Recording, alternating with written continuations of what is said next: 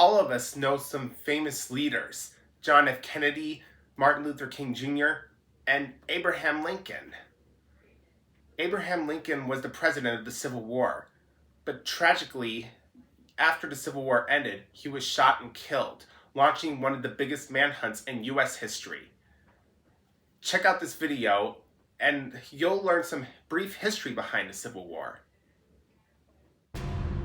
April 14th, 1865, Washington, D.C.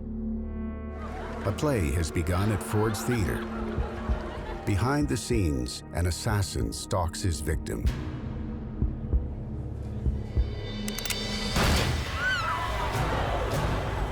The shooter leaps to the stage.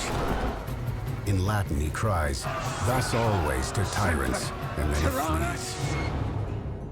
By morning, President Abraham Lincoln is dead. And the assassin, John Wilkes Booth, is the most wanted criminal in the United States. The nation is stunned. How could this have happened? In 1860, America was a country divided over the issue of slavery.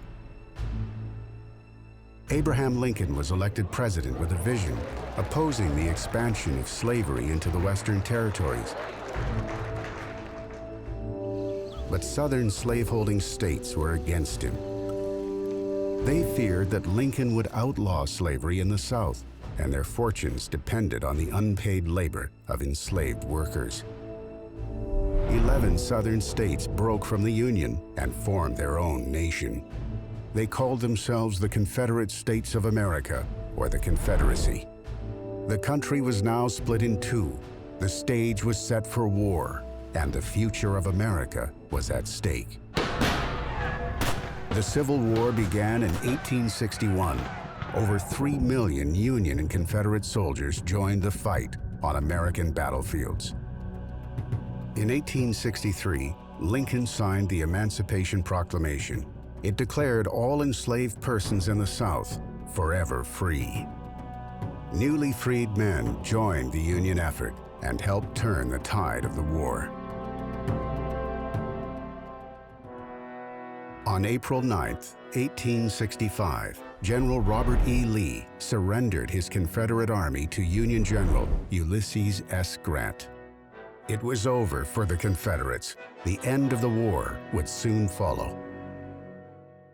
But some Confederates and their supporters could not accept the defeat. They wanted revenge. John Wilkes Booth, one of the country's most famous stage actors, was one of them.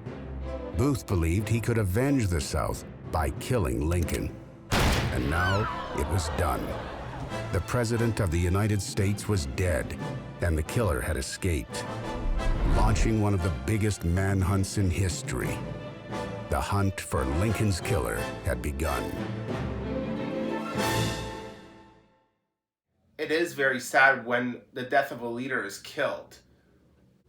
But later on, in Washington, D.C., there was a memorial called the Lincoln Memorial to honor Abraham Lincoln.